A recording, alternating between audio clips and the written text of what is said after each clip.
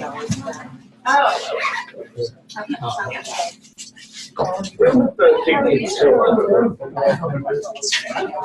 Yeah, well, sure.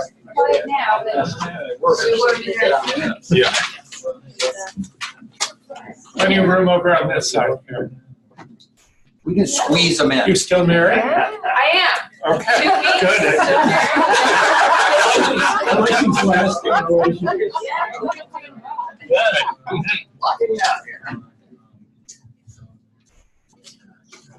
All right.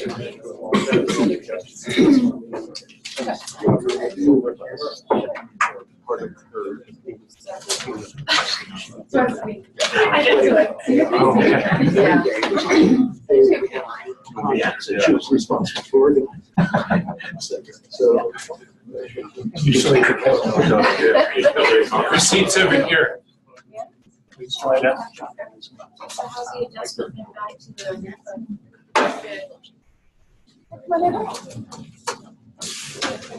Well, good morning. Pleasantly surprised to see so many people here today after a brutal winter storm. Last the area, closing businesses and schools. Today, we still face closures and a wintry mix. In upstate New York, where I was born and raised, this would be considered yesterday. Today would be considered a nice spring day. So we have church at 30. So, but I was still apprehensive, but I'm glad so many of you are here. So I'm Alan Balutis. I have the honor of chairing the Academy Standing Panel on Public Service. And as I think all of you know, public service, improving human resources, making improvements to capital management has been on the President's management agenda for a long period of time. You can certainly go back to at least Ronald Reagan's Reform 88 initiatives, probably even before that, to find it. When GAO, the very first time they issued their high-risk list, human capital was on it. So we've been dealing with this issue a long, long time. Some have some differences about what this administration has proposed or is in the process of doing, but nobody can question the fact that they're committed to making changes and they're moving on smartly to implement a number of those. We're working with Mitre Corporation, supporting them in those efforts. Mitre helped convene and facilitate and document a meeting that OMB and the White House had several weeks ago with industry and government experts to solicit their views and get their opinions and ideas. It's my time's up. No, that's and we're very pleased to have Jim Cook and his colleagues. I'm going to let Jim introduce them. I think we have time. Why don't we go around just very quickly so people can introduce themselves. Just introduce yourselves. I made the mistake at the Napa Fall meeting of saying, tell these folks a little bit about yourself. Like 30 minutes later, I'm still I'll try to set a good example. Good example. All right, I'm Terry Gert. I'm the president of the National Academy of Public Administration. And Jim Trink, I'm Chief Talent Management Officer over in the Department of PA. Still John Palguda, Napa Fellow and a former lot of other things. Monica Cigliano from the Partnership for Public Service. Delma Harris, and I work on human capital issues with NAPA. Good morning, Carrie Lane Cornello from GSA OIG. Come in peace, come learn. I'm my deputy AIG for administration. And I'm Erin Hayes from the Department of Homeland Security. Ellie Jagger, also working with Delma at NAPA on human capital issues. Elon Hudgens, Director of Fellow Engagement here at NAPA. Kevin Duffer with Management Concepts. Haja Faraha, Management Concepts. Debbie Eshelman, Management Concepts, contingent staff. I think you're the voting block. That's Joe Mitchell, Director of Strategic Initiatives. John Kamensky, Senior Fellow, IBM Center for the Business of Government. Mike Barron, Napa Fellow. Moore County Napa Fellow, former Deputy Secretary of Transportation. And a major award winner. Yes. This is all meeting, so. Steve Redburn Fellow. Jennifer Myers, Mitre. Sarah Nissenson, Mitre. And Jim Cook Mitre. And making a dramatic last minute entrance. Oh, yes. Yes. Jill Highland with the Partnership for Public Service. Okay. On the All screen- right. On the screen. Oh, I'm sorry.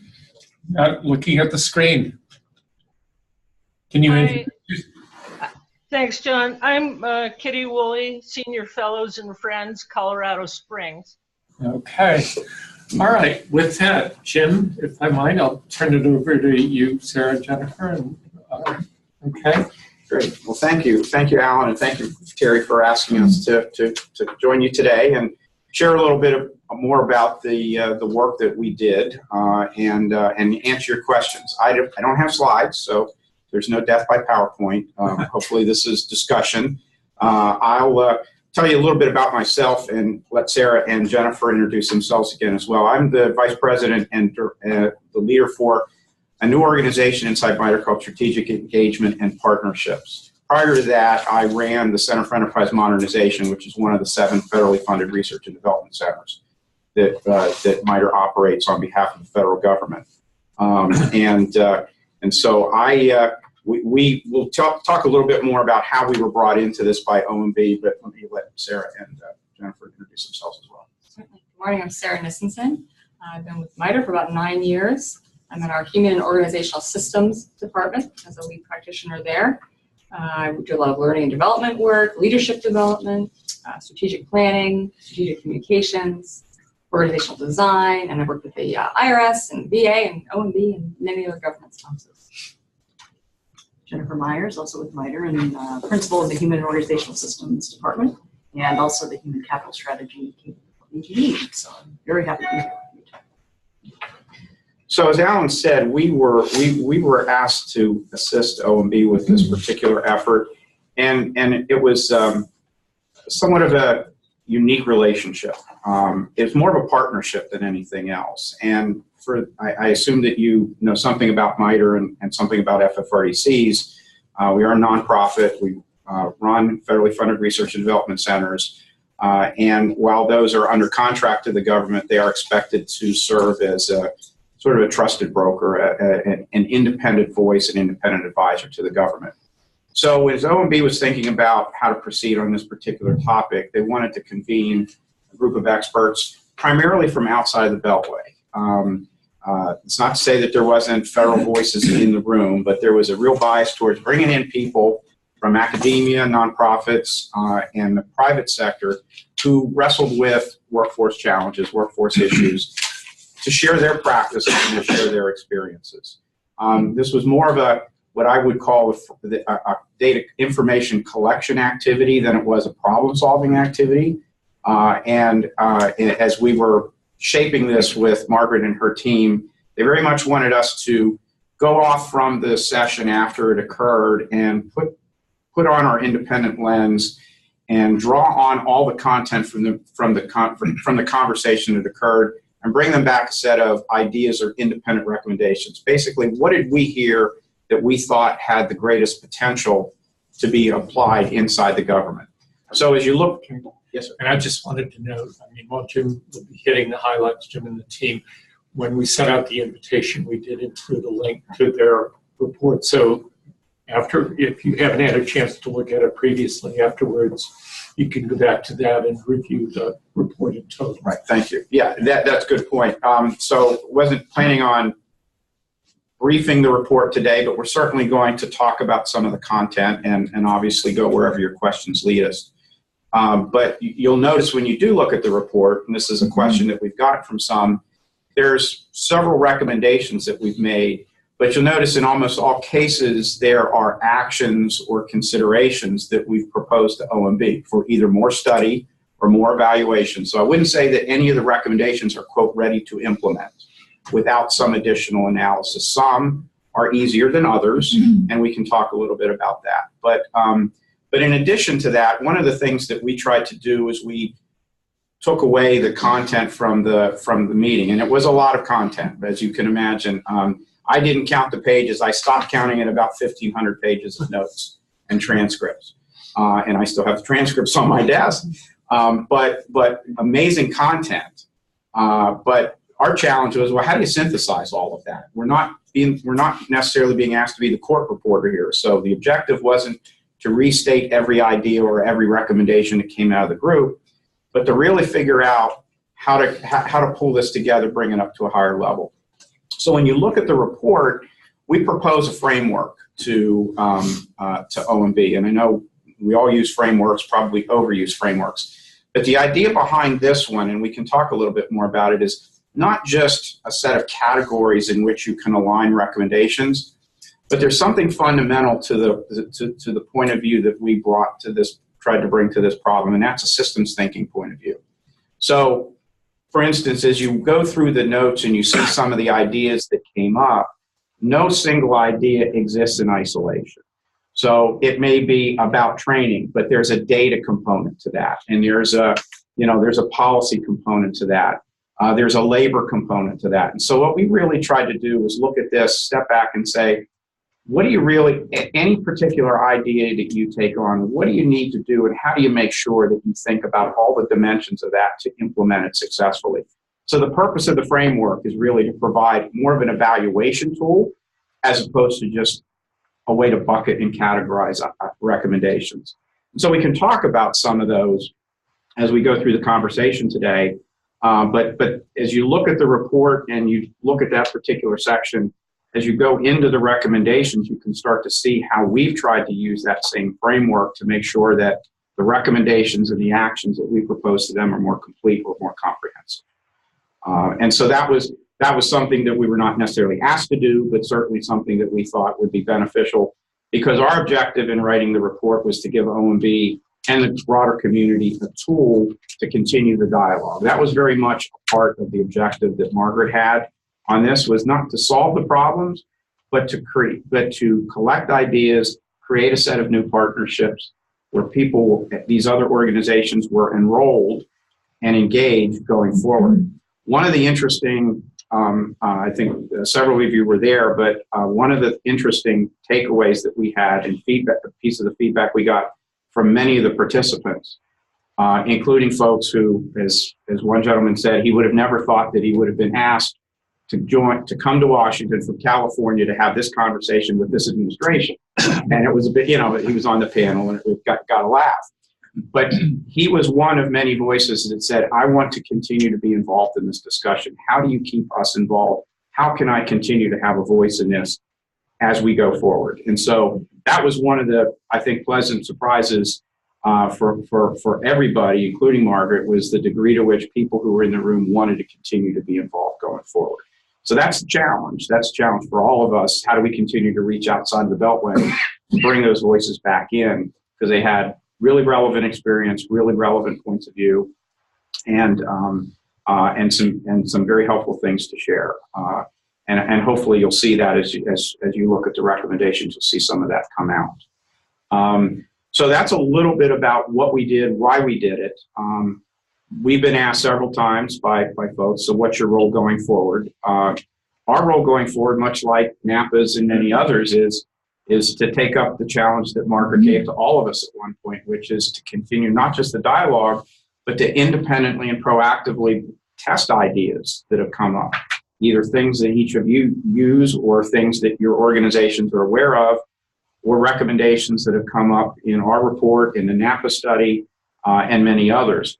Just as a case in point, in some of the partnership work that we do, partnering that we do, I have started with every one of our private sector partners, making sure that they have a copy of the report, and where they want to talk to us about things that they can do with us, engage with us, say, take a look at the ideas in this. If there's something that you believe you can help us pilot, come back and propose a pilot to us. So I'm making it very much a part of every conversation I have with another third party, and trying to bring them into the conversation as well. and actually getting a lot of interest. I've got a couple follow-ups with a couple companies over the next 3 weeks where they think they've got some ideas that they'd like to share with the government. So that's a little bit of my context and background. I could go on, and I won't. What I'd really like to do is just start opening up for questions, see where you would like to spend most of your time today, and how we can be of value to this particular group. Who would like to start? John? I didn't even raise my hand. These are just one of the very, very, very few moments I miss Ron Sanders.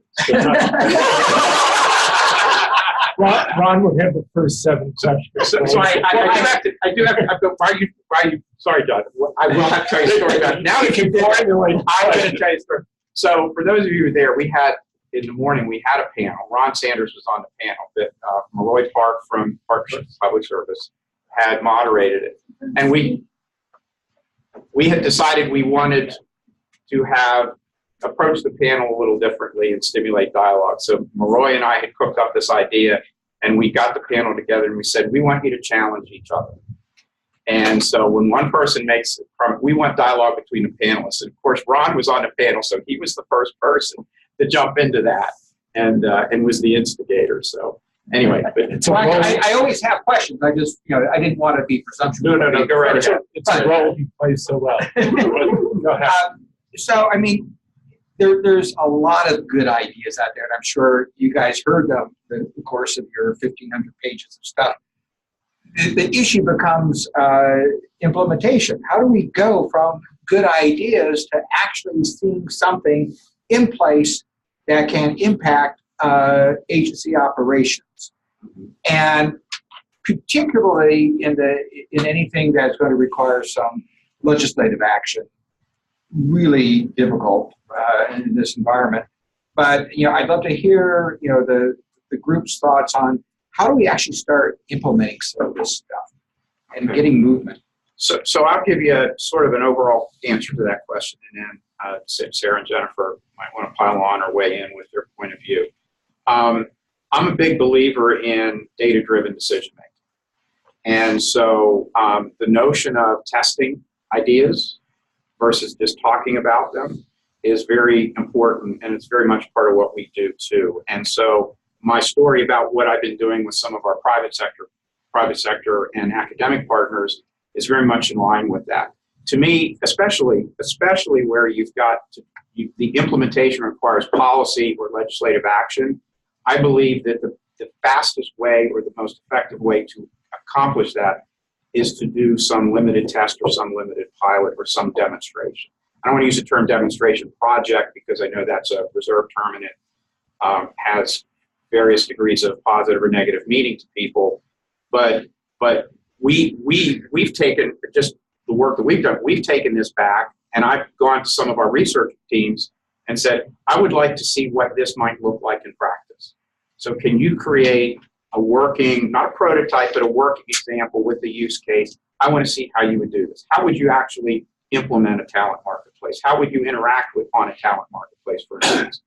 So then you take that idea, you take that demonstration, you start socializing that. I believe, and from my contacts with people in the policy and the legislative process, seeing something real really helps you more effectively figure out, A, is it a good idea? Will it really work? Is there too heavy a lift? Am I going to get a return on it? And then what do I really need to have in place in order to make this work? Now that I've tested it. And so you hear Margaret talking a lot about the test and learn process. And in fact, tying that to the notion of the Gear Center. I think that's fundamentally the way to accelerate the potential to implement some of these ideas. First of all, you're going to figure out things that don't work, throw them away. You're going to revise them, or you're going to get the kind of lift that you need from the folks that actually have to provide the resources, policy, or legislation. So that's my point of view on it. But no, I agree. I think starting small, demonstrating success is really the way to go. what that also requires, though, is a willingness to accept some failure in the process, right? And being able to talk about that. And I think sometimes that is really, it gets really difficult, because if you don't share what went well and also what didn't work well, you're going to recreate the wheel, right? As opposed to How do you let's deal, learn how do you and deal adapt. with the government's low threshold for Well, risk? exactly. That's the challenge. If you're a risk taker in government, there are more people who are going to assess the failure and put the red badge on you for forever afterwards in your career. So That's where the cultural change and all of that. Okay. But there are the risk takers out there. I'll never forget a Harvard Business Review about change management in government that I read very early in my career was all about the risk for failure are much greater than the rewards for success, right? So in addition to that, we also point to the report and heard a lot of good things at the event of who is out there trying these things. So it's not just starting something new, but finding where it's happening.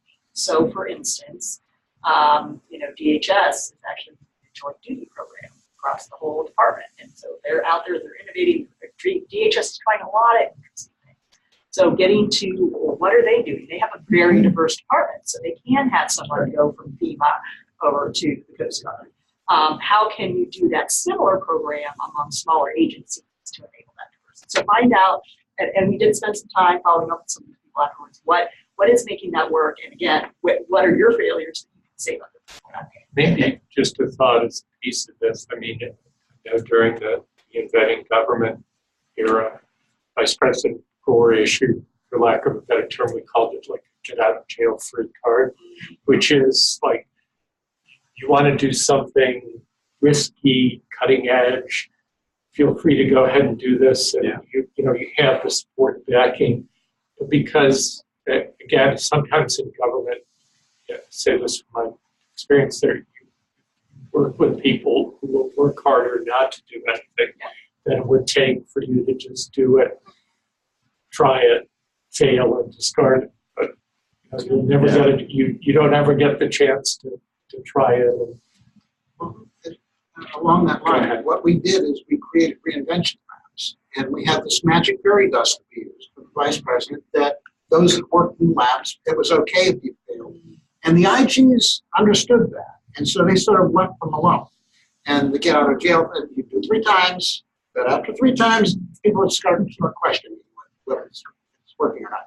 But a question that I've got in relation to your report is there a sequence that needs to be followed, or a set of prioritizing that these kinds of things need to happen before those? If you can do that heat map and another heat map on what's possible and what requires legislative stuff, so what can we do, and then match those two to be able to figure out where the priorities are as to what this target, this is where we ought to go try to pilot this first or this second. We did not try to prioritize the set of recommendations that we made, and there's no real prioritization implied by the sequence in which we presented them. It's more, and it may have actually been, I don't remember because we were moving kind of quick, so I don't remember if we thought through this, but it does go from the, I'll put this in quotes, easiest to the most complex. So you'll notice that the first 2 that we present are really relying on existing authorities, right? So yes, there are still considerations. Yes, there are still things that need to be thought through in order to do that, but they should be able to be done relatively quickly because you don't need a new authority to do it. You just need to use what you already have.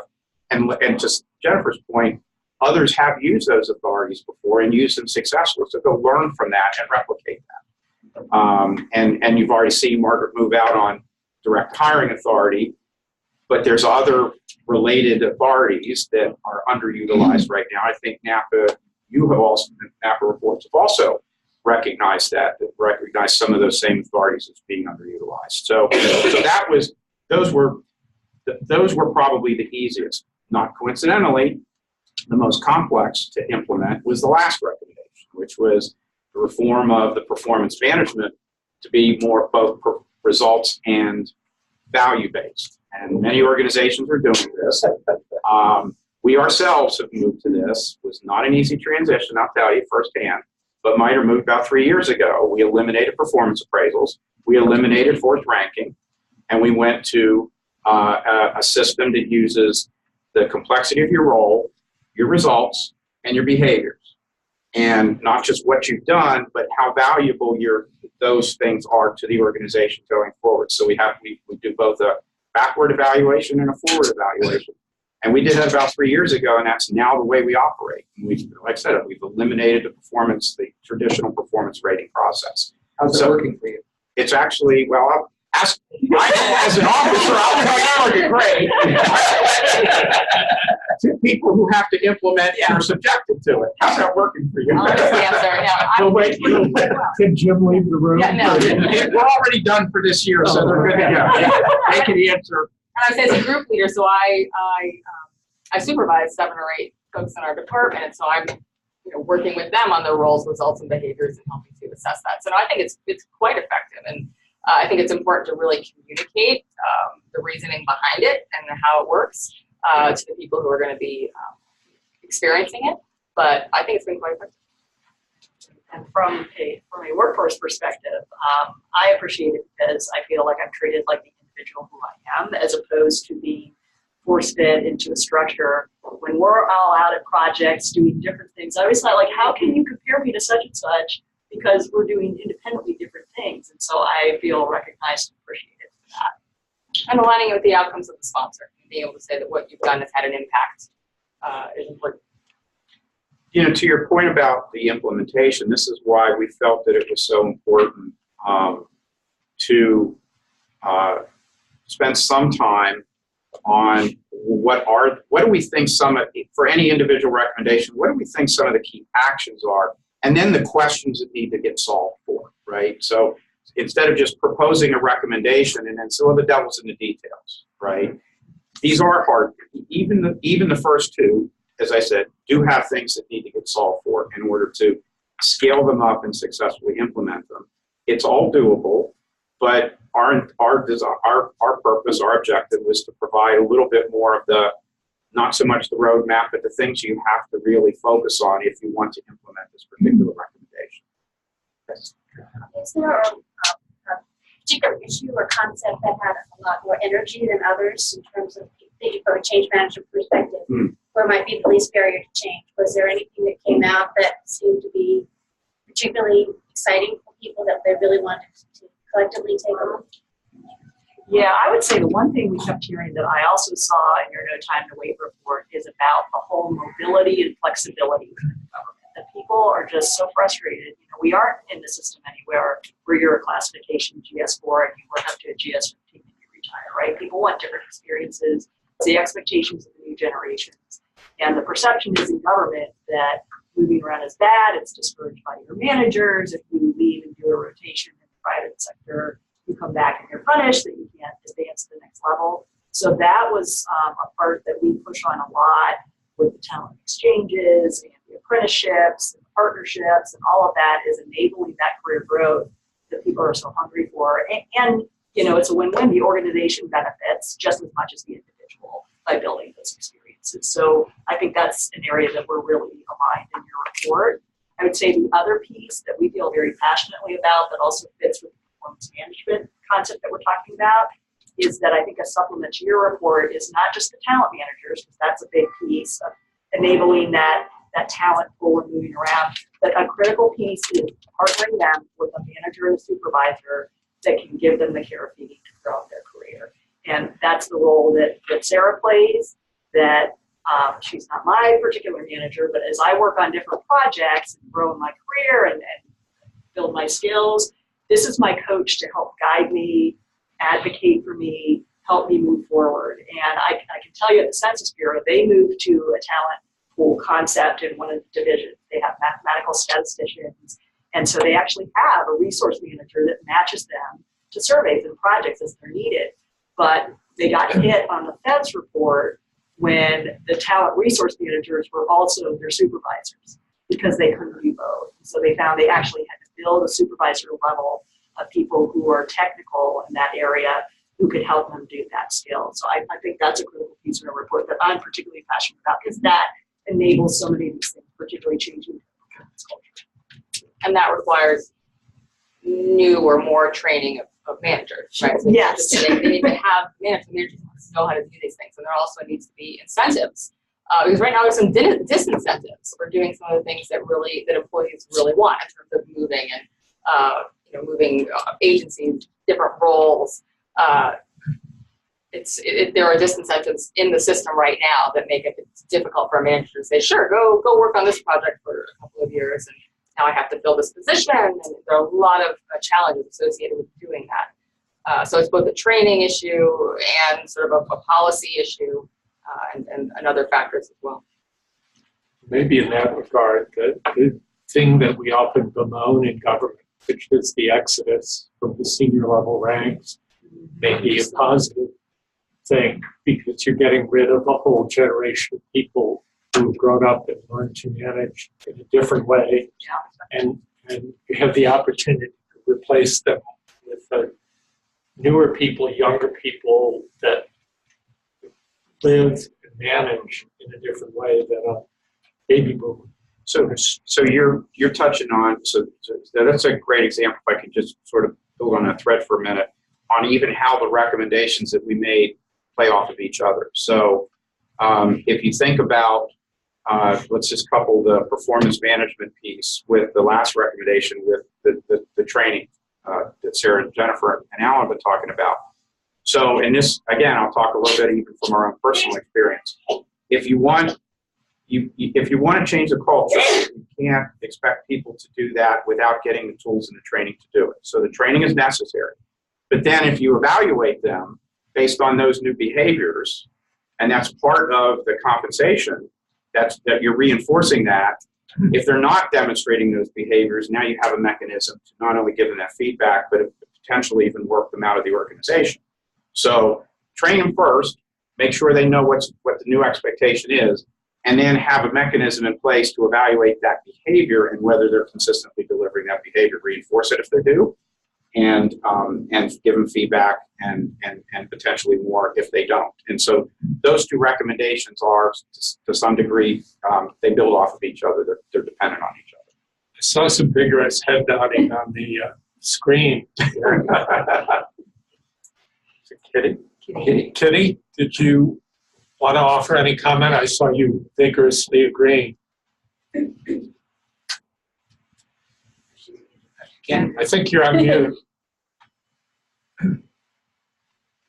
Actually, yeah, I've been sitting here having a number of thoughts and making notes that I was going to email you later, but well, I've gotten used to that, so that's why I wanted to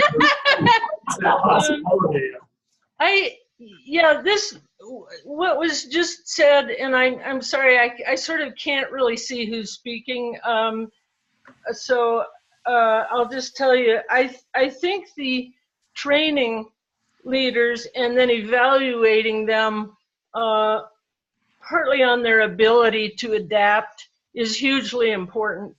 The one thing I heard go by a minute ago on the supervisors, it's not enough to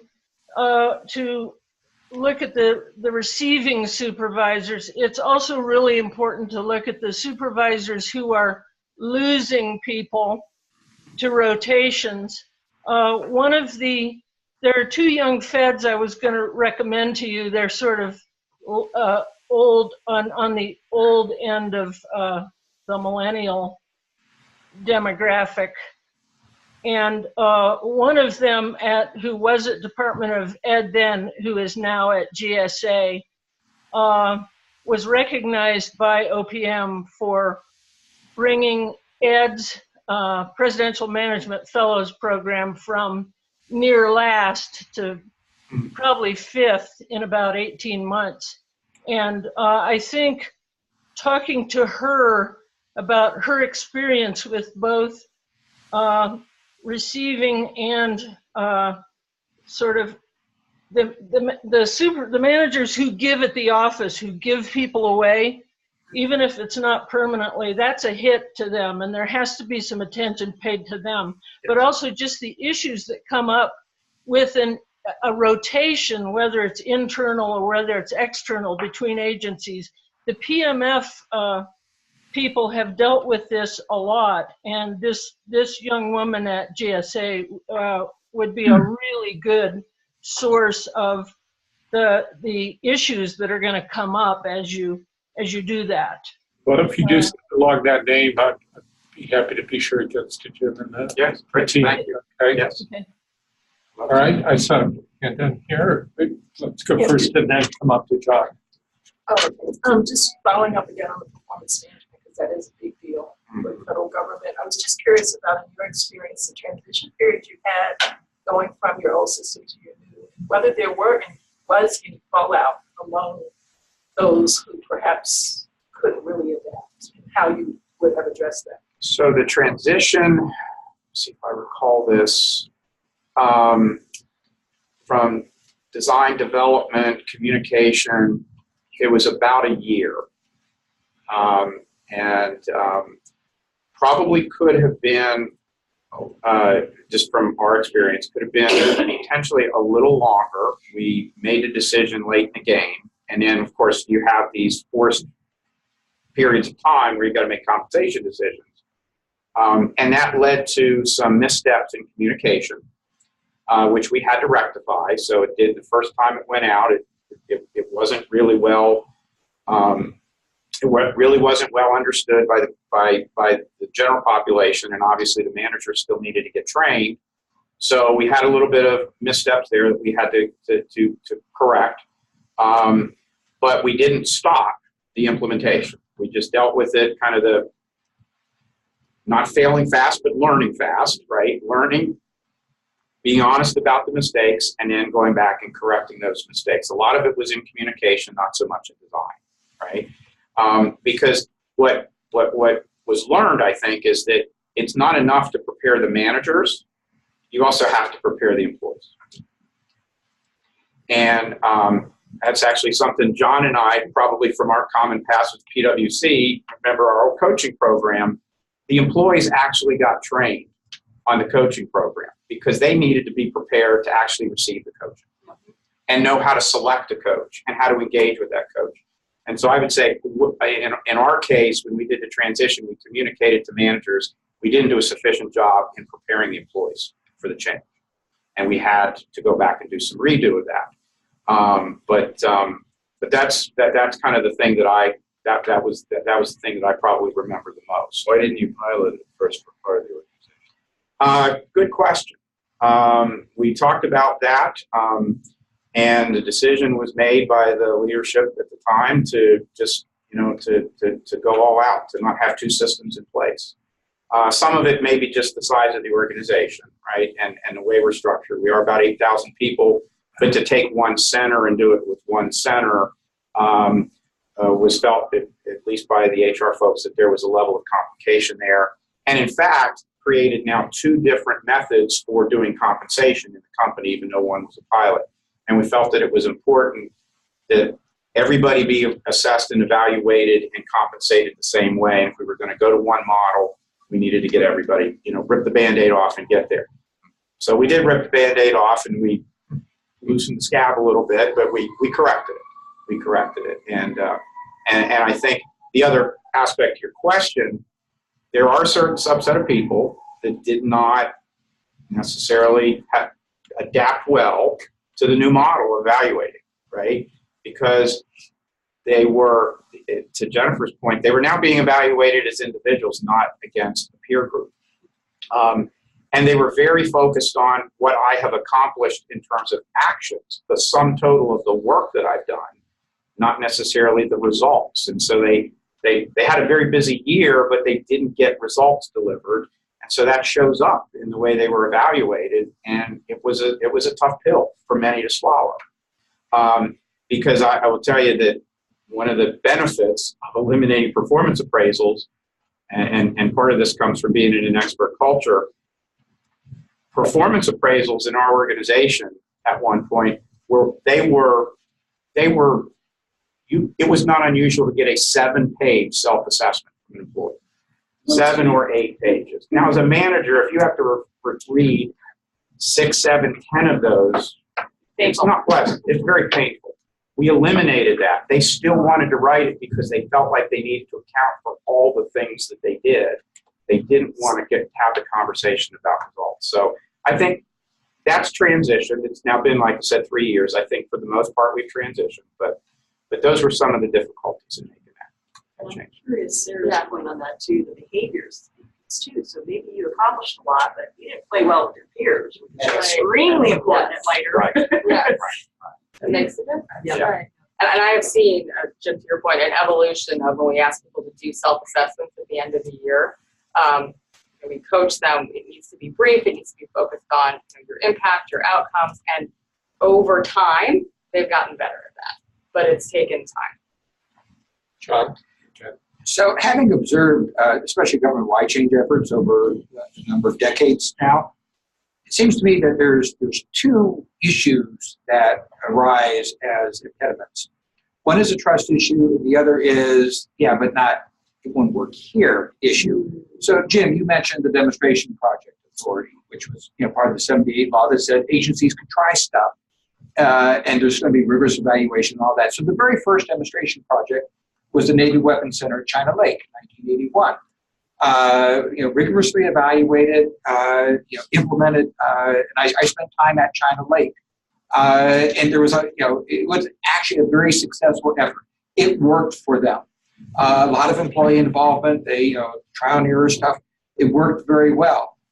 As soon as people started looking, well, let's kind of expand that, that successful pilot. It was, but that's a high-tech environment in the middle of the desert. It's not going to work here. So you've got that issue of, even when you have successful pilots, how do you expand it, especially to a larger environment where, things are different in terms of demographics and mission and so on. The other one is on the trust issue. Why don't we let them to address that first question? Or we can talk about it. It won't work here, and then go to the trust issue. Okay. Well, we work with a lot of different agencies, and everybody likes to think they're different. And they are, but we always see much more similarities than there are differences, and I think it is customizing it to the atmosphere and the culture, or helping the culture shift. Some of those things, or what is transferable, what is leverageable, and I think that takes a lens to help them do that, but I just know there's more similarities. And we don't always say that. We're like, yes, you're absolutely very unique, and this is what we need to consider. But there is so much that, and honestly, this is why this event was so exciting, is, we often have to live and work in the limitations. And it's more about what we can't do.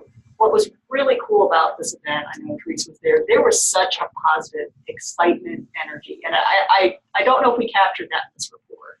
But there was really art of the possible, a can do, and it was very much about what are things being done, and what can we learn from that. And so I think that's also speaking to what are the next event. There were so many people, like Jim said, who said, please call me anytime. I'd love to keep helping with this. And there's just a real spirit of cooperation, learning, and trying things that I think this enables.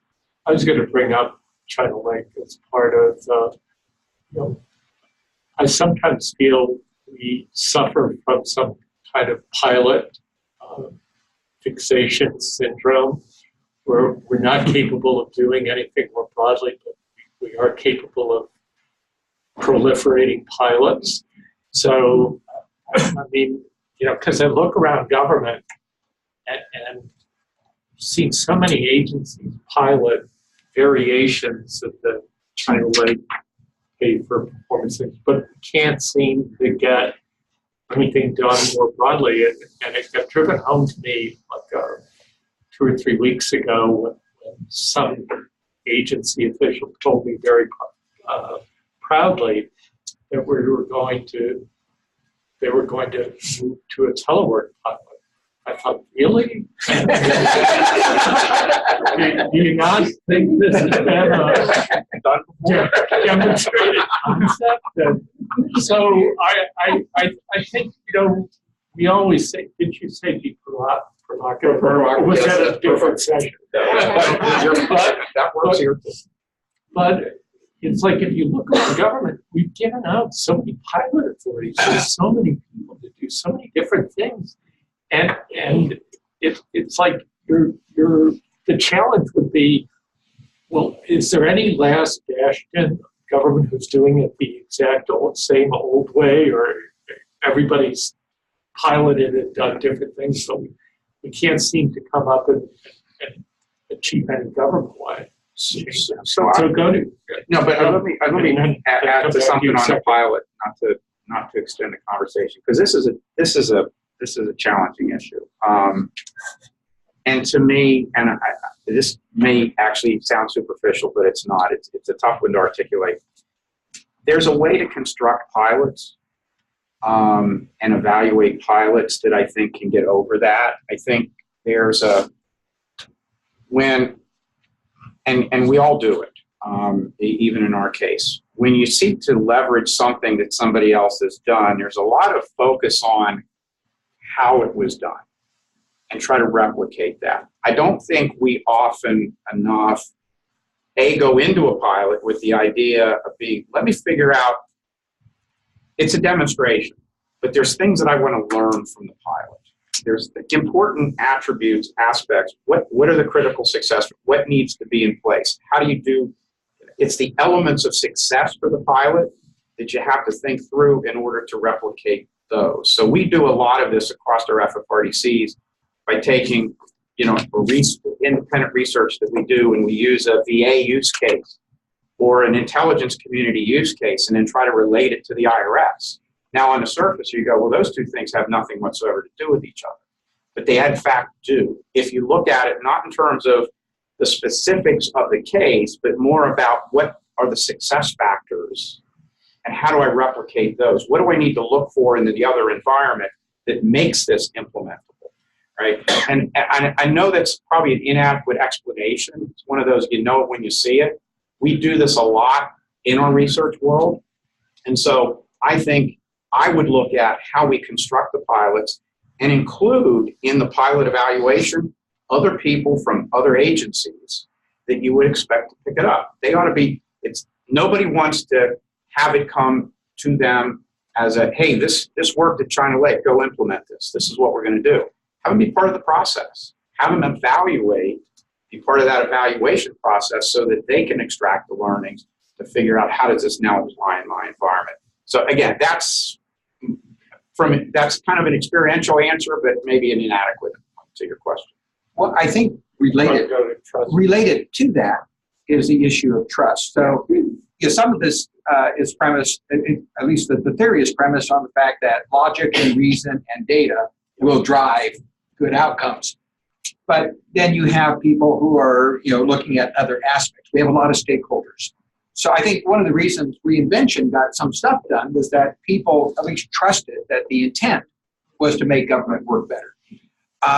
But you've had other efforts where it's like, no, you actually are doing this because you don't like veterans and this is going to screw us, or this is going to harm the unions, or this is going to harm the taxpayer because it's a giveaway to employees, and getting that trust that, look, we can differ on is it working or not based on logic, reason, and data. But how getting past, I think you first have to get past that you're actually trying to accomplish what you say. You're trying to make government work better. You're trying to increase efficiency. You're trying to better engage your employees, as opposed to, well, I've got a hidden agenda. I'm trying to do something that fundamentally I'm opposed to. Right. So I think you've got to address that trust issue and bring the stakeholders together, which is really tough when you look up and wide. Yeah, and you said the right word. The key is being able to explain intent, and then being able to act consistent with that intent. Yeah, because all credibility gets shot if you say this is what I intend, and then you do it, you act in a different way, right? And so those two things are key. I can't. Nobody would argue that is a big hurdle in even getting to the table, but you got to start the conversation with, this is what I'm trying to achieve. Do we agree on the outcome? We may disagree on the approach, but do we agree on the outcome? Now how do we get past the second part of that disagreement, right? And so I have a comment about the trust thing. Excuse me. It also could be from the lens in which people are looking at it. Yeah. If they've only been at one organization for their entire career. So I'm proud to say I've been at Fed for 12 years, but I worked at 5 different agencies. So what I struggle with in my current organization is that's never happened before. I can give you 10 examples right now, but they don't know it because they've never seen it. And so all that worked over there, but that's different. And go back to the uniqueness. Well, not really, but okay, we'll engage in that conversation. But how do we break that barrier of, yes, you can, and help your staff do that as well. Get that additional experience, and then they can prove some of these concepts because they've seen it in more examples. And it's not necessarily a negative if they have that historical context of being at one place their entire career, but it does help break down some of those barriers. And I think the individual trust component will lead to more organizational because they'll have that, oh, well, my friend did that, or their trusted person did it. So if it was okay for them, perhaps now it's okay for me, and now I can also then share it with my staff. Just think something like that for people in their longevity in career. It may just be the narrow. Well, it's to some extent, I think what you just described is very much in play in the example that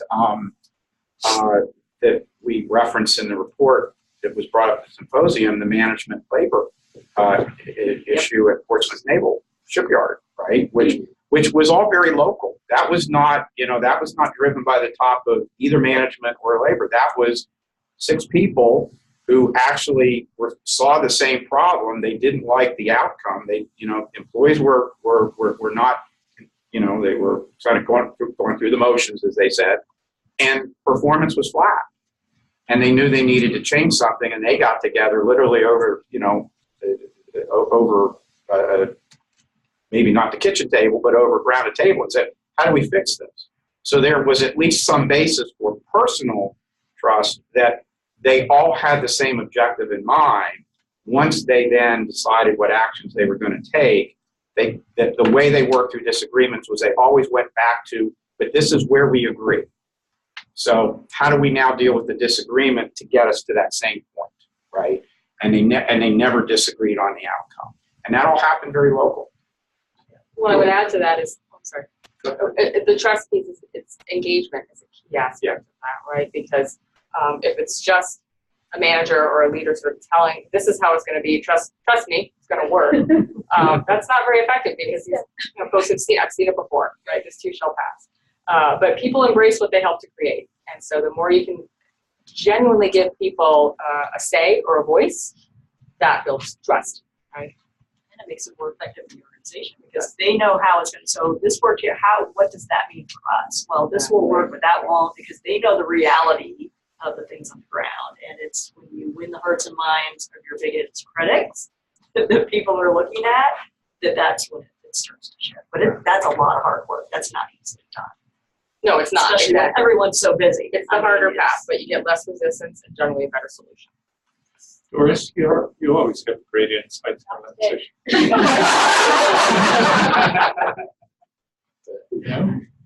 Insight-free days.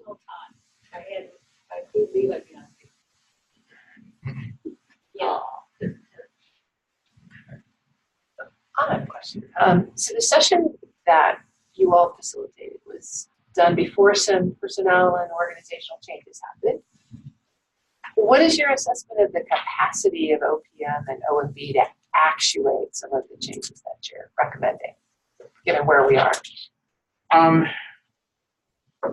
Well, I mean, I don't know that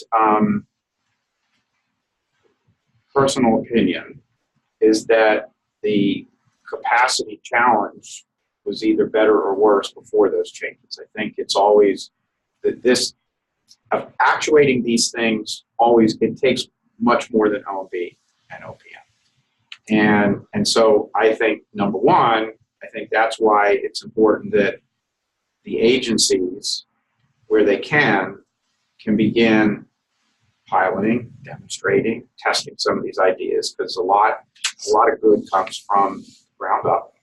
I think that's where those of us outside of the government can continue to move things forward by not waiting for OPM and OMB to settle things or solve things, but run with ideas, whether they come from the symposium or come from the NAPA study or partnership study or whatever's being done. And I think that's the role that we play, is to continue pushing the ideas forward, and we add to their capacity, right? And I think that's what at least, not that I, in my place to speak for Margaret, but that's the way I take her message. That's the takeaway I get from her, is that this is as much on us who work in the space and work with the federal government, and those who work outside of the federal government but rely on the federal government and want an effective government workforce, to continue advancing these ideas, bringing the tests, bringing the models, bringing the demonstration projects forward, and add to their capacity. That's probably my personal opinion. So, short of doing an organizational assessment of OMB and OPM, which I have not done and not going to do.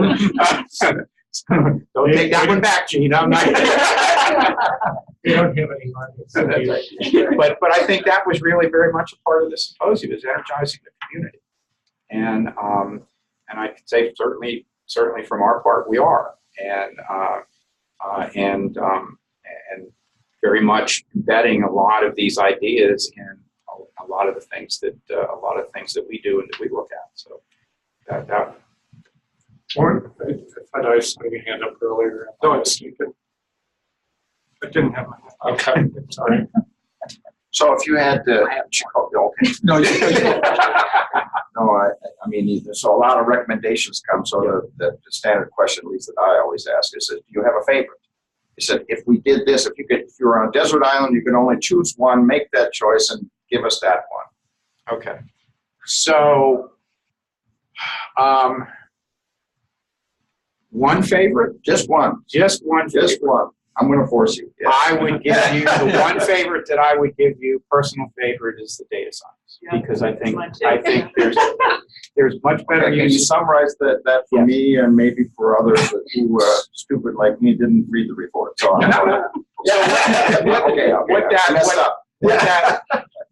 what that means is that there was a discussion at the symposium, and some folks from the outside that do this with private sector companies, of using data about, not just about your workforce, but about your work, to drive or create strategies and actions that are not informed by opinion and feel, but really informed by what's happening on the ground today. So, give you an example. So there's a lot of discussion about reskilling, but there are companies that are targeting their reskilling investments and their upskilling investments, not just on where technology is going, but based on real data about the effectiveness of that component of their workforce. And there's an interesting, this was not discussed at the symposium, but I found out about this later.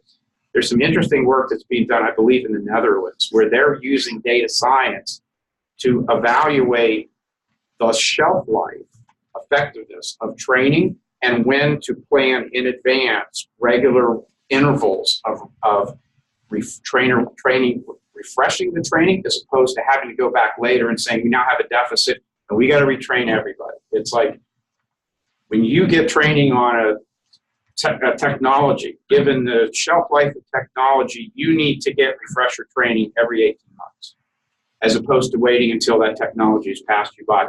So the whole point is, understand. The other example that was brought up at the panel was some organizations are using data to predict where they have the greatest risk of turnover so that they can proactively address the reasons why that turnover is going to occur if it's something they don't want to occur. Like, okay, we have a risk in cybersecurity, or in our operations staff. There's things going on in inside the workforce. There's things that are going on in the environment. We have that data. We're looking at that data and saying, there's something happening here. There's a trend that's occurring where there's unhappiness growing or whatever. We need to get in and figure out what's going on in there so that we can deal with the potential before people start leaving the organization. So there's a lot of possibilities. They may not be the two best examples, but there was a gentleman from Mercer who was on the panel that was talking about this, and this is what they do with companies around the world. Willis Towers Watson does it as well, where they're applying this data science to drive their decisions about where they make their training investments, where they focus their management time, where they see the biggest risks in their workforce, where they see the greatest needs.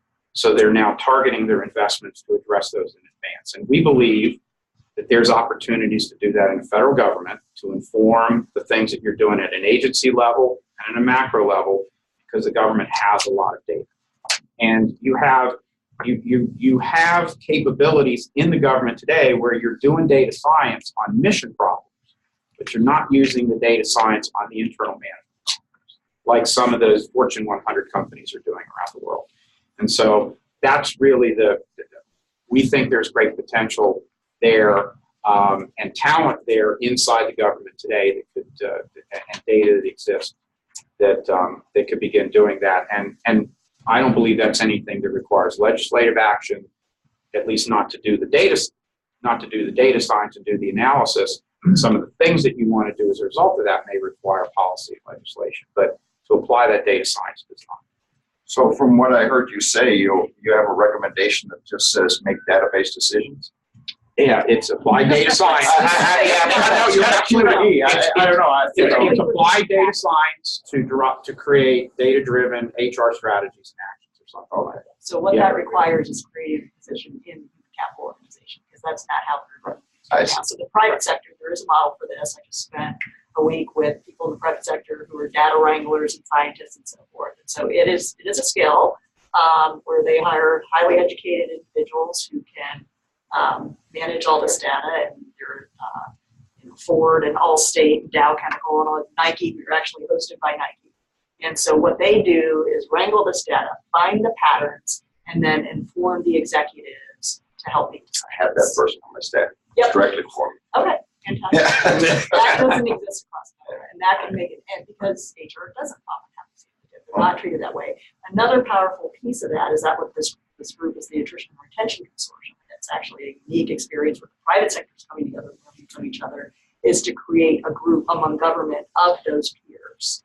And we even advocated that that is the chief scientist, instead of just focusing on the mission science and to focus on human capital and leveraging that to apply to human capital solutions. Learn from each other and pull their learning. Yeah, I don't know. It sort of depends on the culture or the occupation that you're serving. I was first in the IRS, and if you didn't make a database recommendation to an IRS manager, you're going to get shoved out of the room. Very similar to when I went to the FBI from there, FAA, same kind of thing. And so okay, thank you, but it seems kind of obvious. I think you're right. Seems kind of obvious, not being done a lot. Yeah. And it does also address help to address some of the other issues in terms of, the trust, what's the other one that came up earlier? The risk, right? The risk aversion, right? The more data you have, I think, the more analysis that's behind that, the more you can deal with and address and wrangle with people's risk aversion. So I think it is obvious, and we think there's great opportunity to do it more. Okay. And I think the challenge is that even though government has a lot of data, it isn't always correct, clean, and reliable. So that's a big challenge, and that would be this person's first job. Get their arms around that. So understanding that there's a fine line between optimism and delusion. And as someone who's been accused of being an optimist without reason, in the time period of the next 4 years, how optimistic are you that we're going to see some significant, hopefully measurable improvement in this area, and why or why not? Are you optimistic or not? I am again, personal opinion, I'm optimistic and encouraged that we will see some movement in this area. On all of these areas, probably not, because it's a big lift. It's a big lift with a lot of other stakeholders that need to act. But I do believe in the next 4 years, we will see some change. I do believe there's, I'm encouraged because there's a lot of energy. I'm encouraged because there are a lot of things that are being done at agency levels. And part of it is just getting more visibility into those things and addressing the earlier problem that you talked about, which is learning from them and replicating them. But I'm optimistic that there's energy to move out on these things. And I'm also optimistic, not that I want to get into, I'm optimistic that there is some degree of, you may call me delusional, on this topic, at least from some of the people that I talk to, that there is bipartisan interest in doing something. Now, disagreement over what the somethings are, but bipartisan interest in doing something. And we've gotten interest on both sides of the aisle on our report. And so I'm going to go back to what I said earlier. The fact that there's bipartisan interest in doing something is a good start. There's a point of agreement. Now, if we can get some facts and data and we can show some evidence on some of these ideas, they do work. There is good intent, and that they are implementable at a larger scale, then I think we can get something done. So, and the other reason I'm optimistic, and I'm not saying this just because Gina's here, but I said this even in a couple of the interviews, is that just the energy that Margaret has behind this in her team, and the roles that she's in now, I think she's committed to getting something done, or we would have never had this symposium, right? And I mean, many of the participants said this was not something that they had seen happen. Ron Sanders said that. He said it publicly and he said it privately, that this was a really good step and not something that he had seen done a lot. So those are the reasons I'm optimistic, not delusion. And I am for two reasons. First of all, we all know there's a burning platform, right? Yes. So there's no time to wait. People are walking out the door every day with institutional knowledge. Generations want different things. Amazon's coming to town. So we got to figure this out. The fact we could fill this room on a cold Friday, the fact we were able to get 150 people on very short notice to the Workforce Symposium means there's an appetite and interest and cooperation in moving this forward, and we want to be part of that. And it's an exciting time. I've been working in human capital for a long time, and my peers and I are just so excited because we just feel like there's such an opportunity in the window right now to make some changes that we've been talking about for a long time. Please. So Sally Jagger, I was at GAO when Walker was there and changed the system, and the union was voted in, or I had to left by then, but the union was, I said yes, I left by there, and of course remember, as all of us do, the Department of Defense's major initiative, which was not successful. So I love the optimism, enthusiasm, and question how the implementation can ever successfully be carried out. So my question is, what have you seen other than interest and willingness that implies or suggests that implementation can be carried out at something large scale, can be carried out successfully? There is such an abiding distrust, go back to that original point, that it is for reasons that the change would be for reasons that would benefit large numbers of people. And it's clear that successful implementation is very hard because it is complicated. What I've seen is not a lot of willingness. You talked about over 3 years, people worked with people, but you're talking about, did you say 8,000 people? Not 800,000 people, right?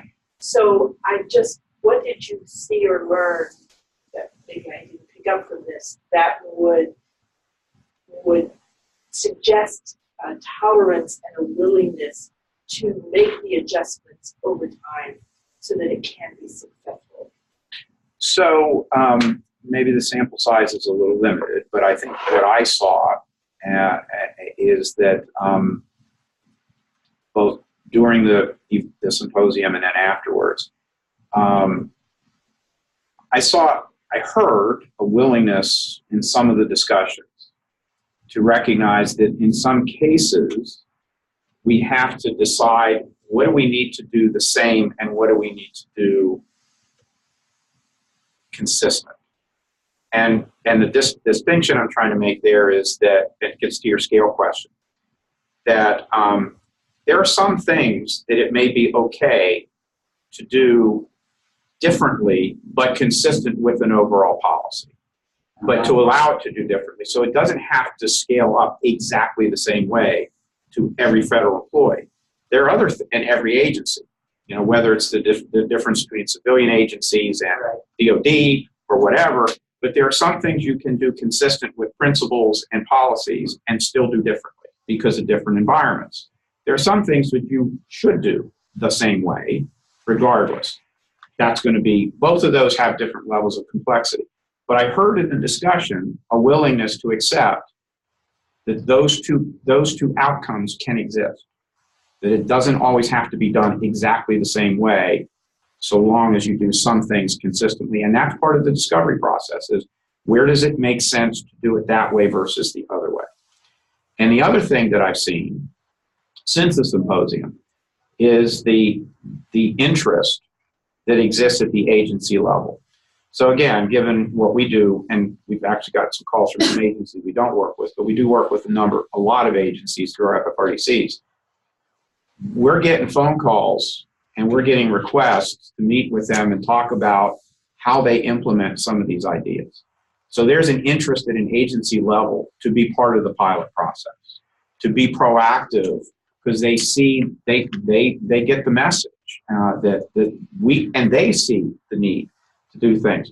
So that's encouraging, and part of the reason for my optimism, not delusion, but my optimism, because I see the interest from the inside out, the agencies. So that tells me that yes, there's still issues of trust. Yes, there's still, you know, skepticism and cynicism, but I'm seeing, and I've worked with the federal government off and on for 34 years through many of the same cycles that you all have. I'm just seeing more interest from that level in being part of the solution and driving the solution instead of waiting for the policy to come down and tell them what to do and then decide what do they do about that. And that, to me, while again, my sample size may be limited, that to me is encouraging, right? So those are the two reasons.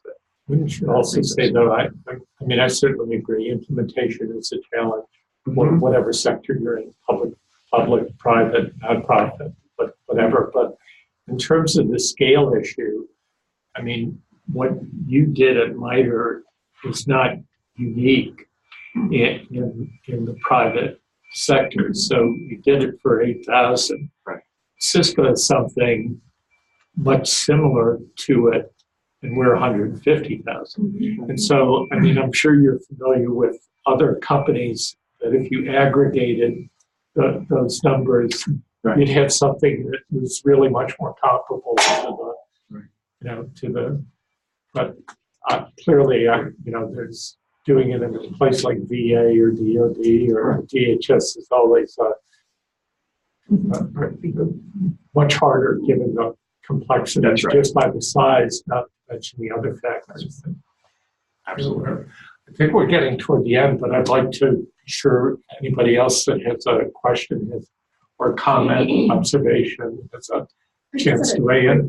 So in 2014 and 2015, when the SES reform initiative were really huge, I was at HHS then, and there were 5 agencies that came together that actually worked on those pilot programs. And the only thing is everybody's moved on. So I don't know who's still around at OMB. I know Dustin Brown's group pretty much convened it. We had meetings with Lisa Danzig and some others. But that worked really well as far as proving it. Now, what I don't know is, have people gone back? It's 3 years later, pros, cons, things that they would like to continue or stop doing, or limited impact and maybe try a different way. But I just remember we got together very frequently. We were able to go to OMB and meet and talk about lessons learned and make those iterative changes rather quickly. I mean, it worked out really well, I thought. But that might be another model to replicate. And we were 5 agencies, very different. It's HHS, Energy, SSA, Commerce, and the 5th is escaping me. But I can look it up. Okay, yeah, that'd be great too. But that we were all different sizes, all different missions, but looking at certain things Some did behavioral-based interviews, some were talking about development. There were other things we all tried, and we would share, okay, this wasn't as effective. And then when it came to implementing, we brought people in from the VA who had a really robust onboarding program, but that could be something that, looking at some of those, were again, very drastically effective. Well, see, that gets back to something that the federal government's not good at. Is Right. there's no place to go back and evaluate something after 3 or 4 years. They just sort of happen, and then it's sort of like. Because it was dependent on the people, and we've all moved on. So Right. who would own me this? No.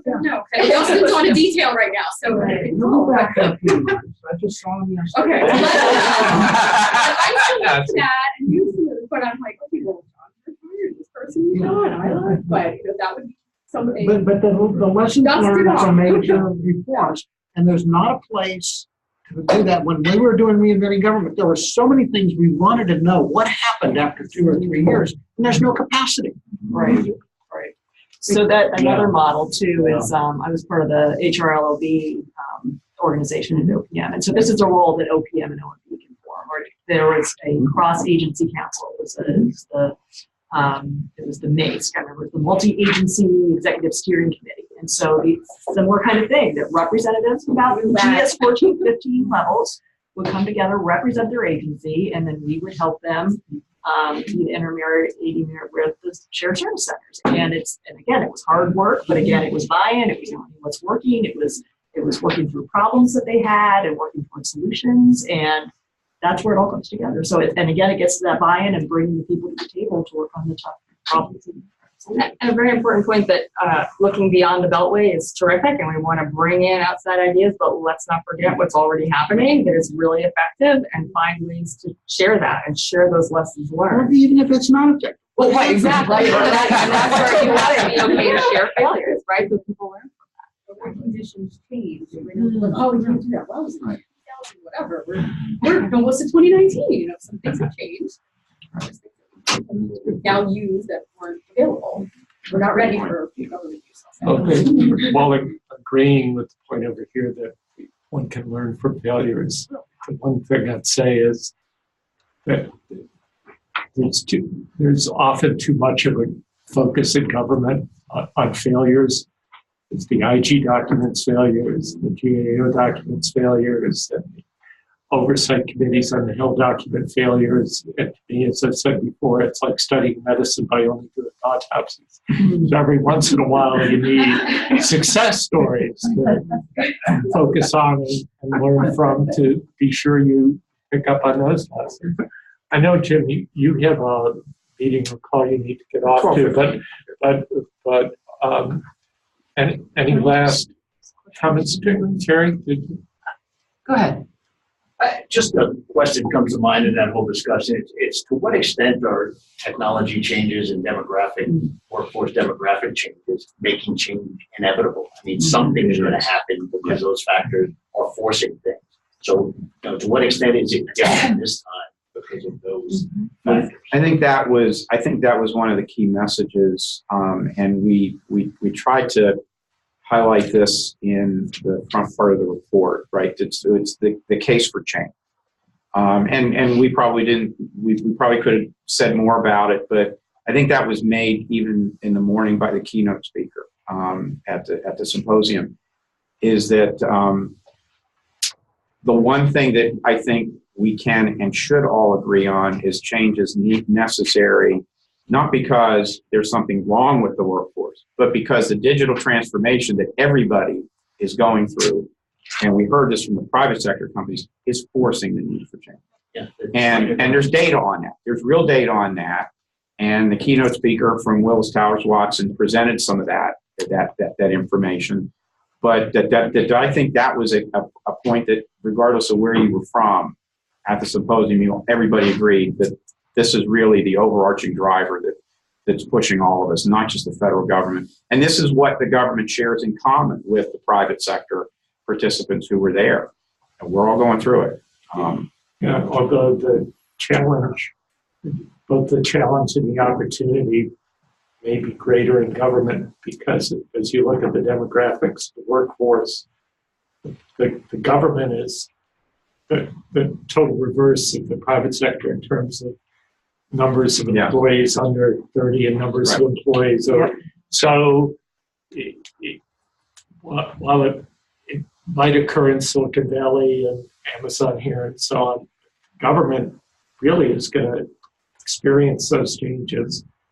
And if there's a chance to turn, sometimes you need to turn a weakness or vulnerability into a strength or an opportunity. It may be a great opportunity to drive those kinds of changes in government. And that's the point that we touched on with regard to this topic of digital transformation and technology, is oftentimes it seems a threat, but it really is an enabler.